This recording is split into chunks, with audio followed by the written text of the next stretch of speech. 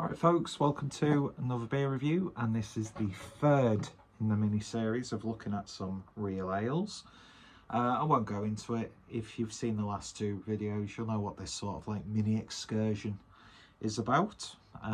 So far we've done Wheatwood Mad Hatter and Ilkley Joshua Jane, two really nice beers, and today we're going over to Pennine Brewing Co. when it wants to focus. There we go. And this is a bottle of Heartland, which is a dark amber, and it states origin Well, New York. 3.9% ABV, handcrafted beer, 100% natural. Pennine's the heartland of the UK, and yeah, 3.9% ABV, so a nice low ABV sessioner, which is perfect for a nice post work beer. Just got some sausages in the air fryer. I'm going to make some scrambled egg in the microwave. I've got a nice crusty roll, so we're going to have a bit of a sausage and scrambled egg butty, which I'm really looking forward to. Nice sort of, would you class that as racing green? Bottle cap. Yeah, nice and simple.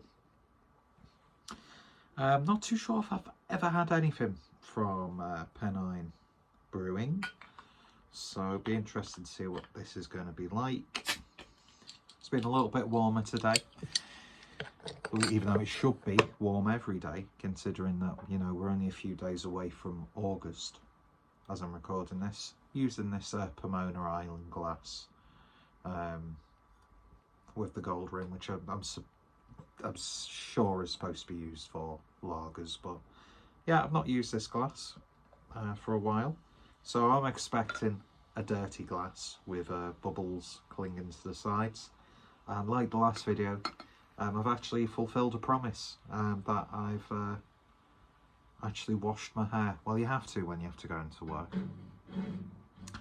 But yeah, anyway, I digress. Beer in the glass then, and that's a beautiful chestnutty amber colour.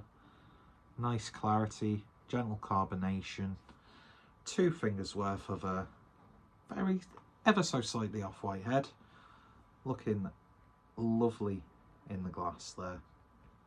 And what I'm seeing on the viewfinder is actually representative of what the beer actually looks like in person. So yeah, a nice amber beer. Let's see what we get on the nose. I'm getting quite a distinct, like, sourdough toast. Lovely earthiness to it. There's a very subtle, almost caramel, like a dark caramel sweetness there. Roasted nuts. Yeah, biscuity. Like a nice vanilla biscuit. But then that earthiness comes through as well. Origin Well, New York. I don't know what that's about. Is that in relation to NY New York, or I'm not too sure. I'll have to look into that.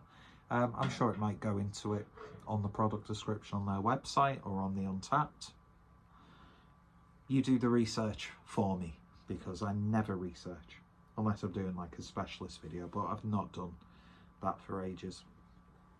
So yeah, off to a really good start with this. Let's hope it's free for free, because they've been great beers so far. Cheers everyone, and another purchase from Booze.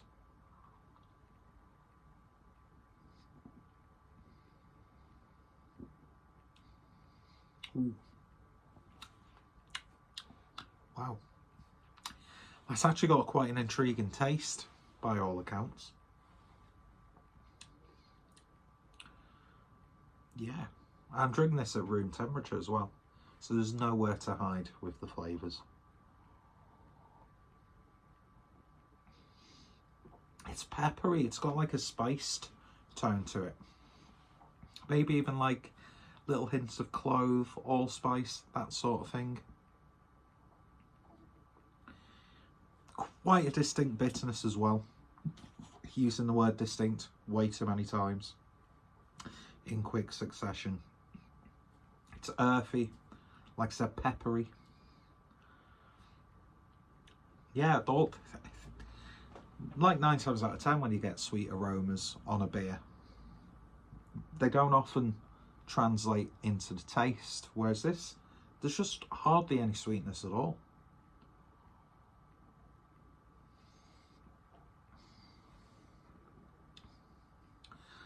Amber, so what would this fall under?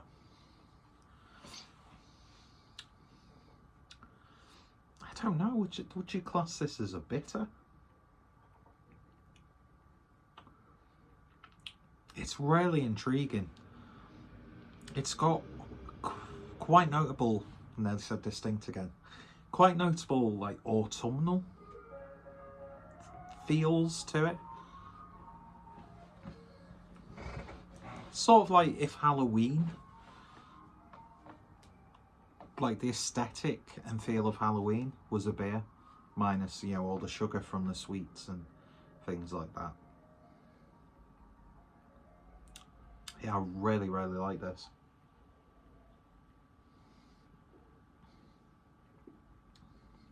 So easy drinking. There's a nice depth to the mouthfeel, considering the style and its ABV. Because you always run the risk of a beer like this being really watery. But no, lovely bold mouthfeel, all things considered. Holds those flavours very, very nicely.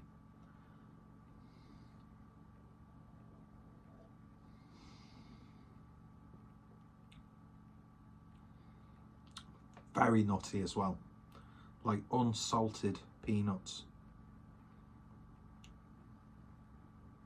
Yeah, that's absolutely banging. That's just really, really banging.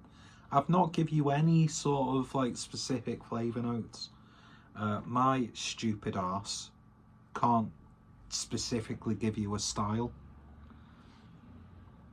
All it is, to me, it's just a really robust, flavoursome and somewhat hearty amber ale. Like I said, if you're looking for sweetness, you're probably getting a very subtle amount of sweetness there. But no, roasted nuts, a little bit of a toasted rye bread, earthiness, bitterness, a little bit of woody. Yeah, I think that's an absolute, that's a banger. It really, really is. And we are indeed 3 for 3 on some very high quality beers.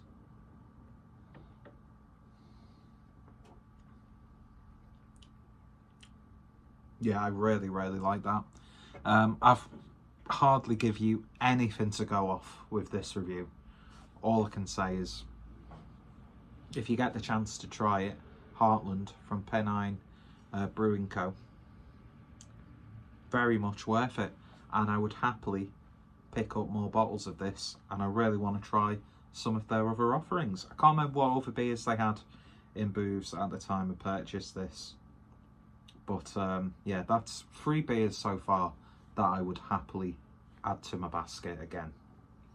So yeah, like I said, full information about the beer itself will be in the description. And yeah, go check out their web shop if they have one. I'd imagine they do. Check out the website, socials, the usual links in the description.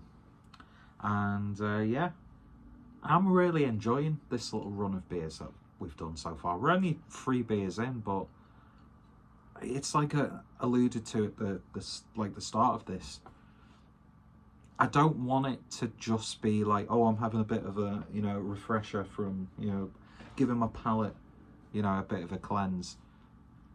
In some respects, it is that, because I don't tend to buy these beers often. I've sort of strayed away from being grounded in just, do you know what I mean? You get caught up in the the whole craft thing, but again, craft real ale. Beer's good beer.